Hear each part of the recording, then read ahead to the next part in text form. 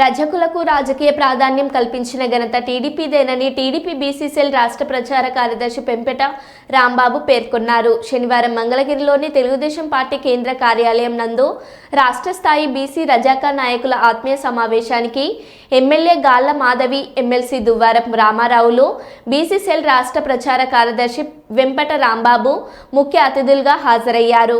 ఈ ఆత్మీయ సమ్మేళనంలో రాంబాబు మాట్లాడుతూ రజకుల సంక్షేమానికి ఎన్నో విధాలుగా టీడీపీ కృషి చేసిందని, ఎస్సీ జాబితాలో చేర్చేందుకు కృషి చేయాలని, అలాగే దోబిఘాట్లు ఉచిత విద్యుత్ ఆచరణ ద్వారా పనిముట్లు అందజేసినారు.